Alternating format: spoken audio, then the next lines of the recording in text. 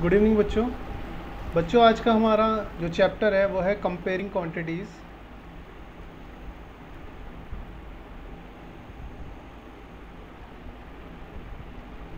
और आज हम कंपेयरिंग क्वांटिटीज़ में कुछ बेसिक चीज़ें समझेंगे।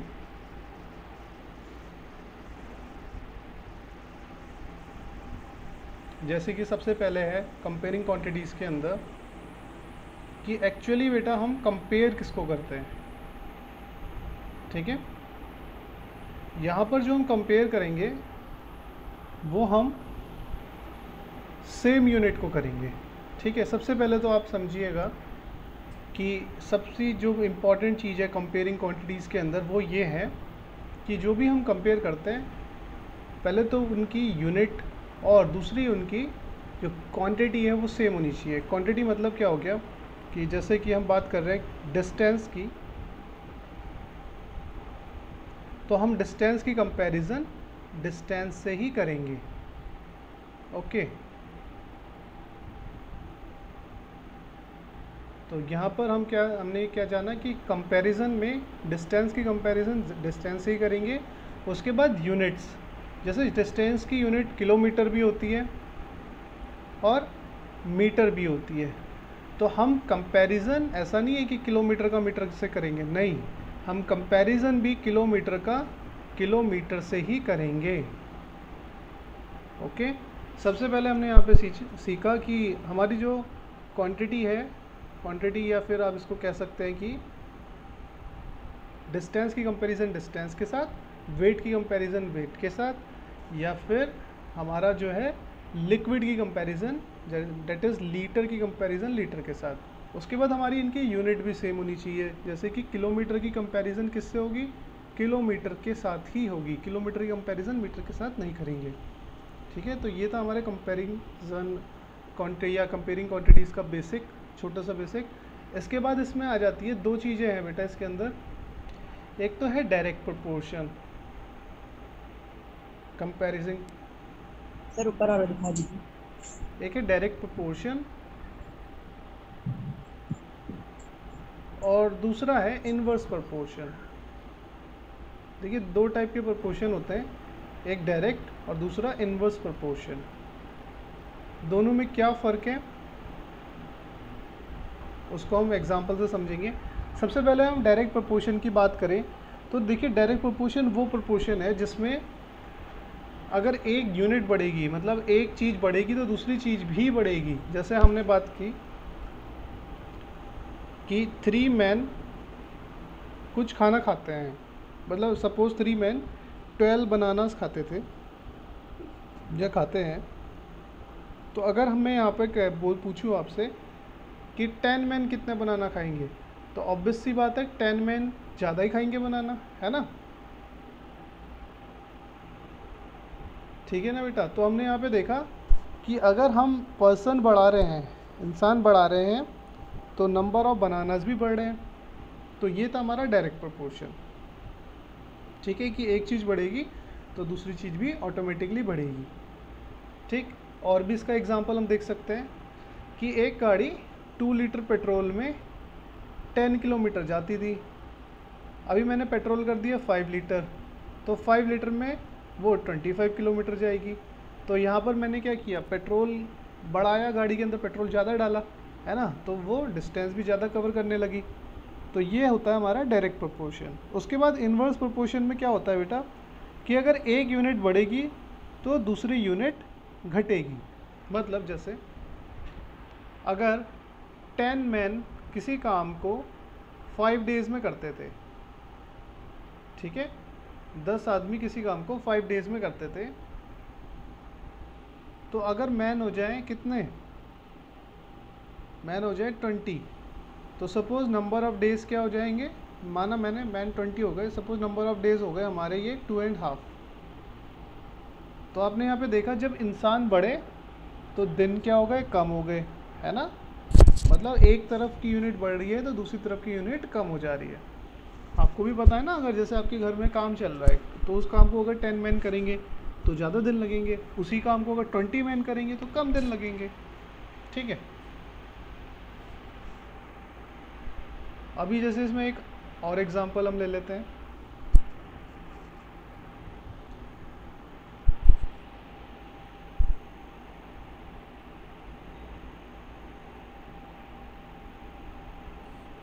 जैसे बेटा हमने यहाँ पे एग्जांपल लिया कि एक घर में खाना था, ठीक है, खाना था वहाँ पर। तो अगर 10 मैन उस खाने को खाते तो वो 2 दिन चलता खाना। तो अगर 5 मैन उस खाने को खाएंगे तो वो 4 दिन चलेगा। तो आपने यहाँ पे देखा जब पर्सन्स को कम करा गया तो खाना जो है ज़्यादा दिन चल रहा है, पर्सन्स बढ़ाने पे खाना कम दिन चल रहा है। तो ये है हमारे इन्वर्स प्रोपोर्शन, जहाँ पर अगर एक क्वांटिटी बढ़ेगी तो दूसरी क्वांटिटी घटेगी। ठीक है, अगर मैं यहाँ पे जैसे नंबर ऑफ़ डेज ज़्यादा करता जाऊँगा तो नंबर ऑफ़ पर्सन कम होते चले जाएंगे, है ना। जितने ज़्यादा दिन बढ़ेंगे उतने कम लोग हो जाएंगे। ठीक है, तो ये होता है हमारा इन्वर्स प्रोपोर्शन। तो आप लोगों को समझ में आ गया होगा डायरेक्ट प्रोपोर्शन और इन्वर्स प्रोपोर्शन। अब देखिए बेटा एक्चुअली इसका यूज़ कहाँ पे होना है, ये बहुत इंपॉर्टेंट चीज़ है। इसकी एप्लीकेशन बहुत इंपॉर्टेंट है कि ये अप्लाई कहाँ पर होना है। तो यहाँ पर देखिए कैसे इसको अप्लाई करेंगे हम लोग। सर 9.1 नहीं, पहले अभी यहाँ क्वेश्चंस देखिए। 9 एक्सरसाइज कल से होगी, आज तो इसका एप्लीकेशन सीख रहे हैं हम। तो देखिए डायरेक्ट प्रोपोर्शन कैसे अप्लाई होता है और इन्वर्स कैसे होता है। इधर बना दिए। एक तरफ है डायरेक्ट प्रोपोर्शन डीपी, एक तरफ है इन्वर्स प्रोपोर्शन आईपी। ठीक है, दोनों के एक एक एग्जांपल हम यहाँ पे समझेंगे। माइक म्यूट करके रखिए बेटा, नॉइज़ आ रही है काफ़ी। जैसे बेटा डायरेक्ट प्रोपोर्शन का एग्जांपल है, if A car covers 80 kilometer in 1 hour, then distance 1 hour की जगह में लिख लो 10 लीटर पेट्रोल। ठीक है, then distance covered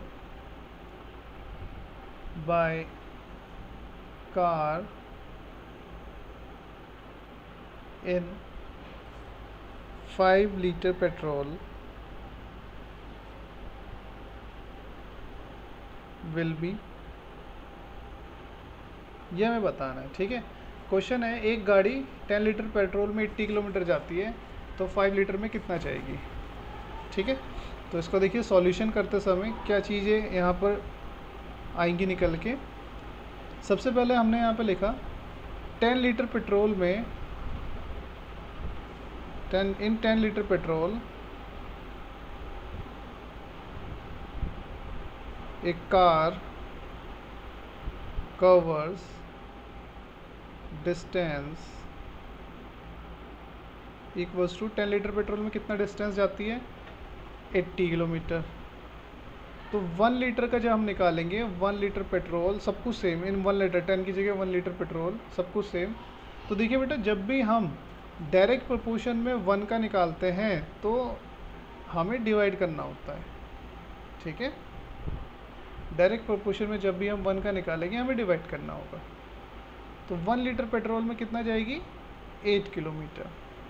ठीक है, अभी हमसे पूछा गया था 5 लीटर में कितना जाएगी, तो 5 लीटर का निकालने के लिए क्या कर देंगे अब मल्टीप्लाई, बाकी सब सेम। तो 8 × 5, तो ये हो गई हमारी 40 किलोमीटर। 5 लीटर में जाएगी वो 40 किलोमीटर। क्लियर हो गई बात। सर हल्का सा ऊपर वाला दिखाइए। ठीक है, समझ में आया बेटा। तो यहाँ पर हमने देखा कि जब भी हम यूनिट की वैल्यू निकालेंगे डायरेक्ट प्रोपोर्शन में तो हमें डिवाइड करना पड़ेगा। अभी इस चीज़ को आप देखो इन्वर्स प्रोपोर्शन में होता तो कैसे करते। 20 men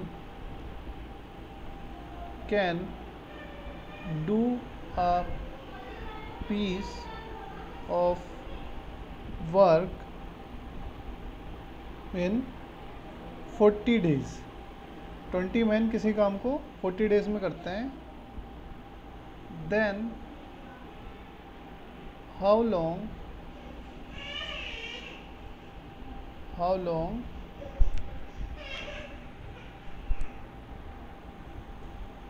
40 men will take to do the same work.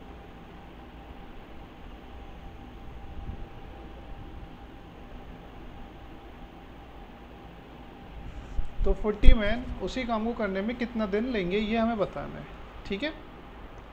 तो यहाँ पर देखिए सॉल्यूशन है इसका। 20 man takes time equals to 20 man कितना टाइम लेते हैं, 40 डेज लेते हैं, ठीक है। अगर मैं यहाँ पर 1 मैन का निकालूंगा तो आप देखोगे क्या होगा, यहाँ पर इन्वर्स में इनटू करनी पड़ेगी, है ना। अब आप ही सोचो ना, 20 आदमी अगर 40 डे ले रहे हैं तो 1 उनसे ज़्यादा ही लेगा, तो अगर मुझे इधर ज़्यादा बनाना है तो मल्टीप्लाई करनी पड़ेगी, ठीक है। जबकि हमें डायरेक्ट में क्या करना पड़ा था, डिवाइड। तो ये फ़र्क होता है बेटा डायरेक्ट और इन्वर्स में।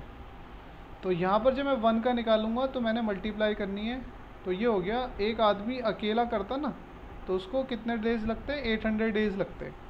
हमसे पूछा गया 40 आदमी कितने दिन में कर देंगे, तो 40 मैन विल टेक 800 अपॉन 40। अभी यहाँ पे इससे डिवाइड किया तो 40 आदमी कितने दिन में कर देंगे इसको, 20 डेज में। तो ये डिफरेंस है डायरेक्ट और इनवर्स प्रोपोर्शन में।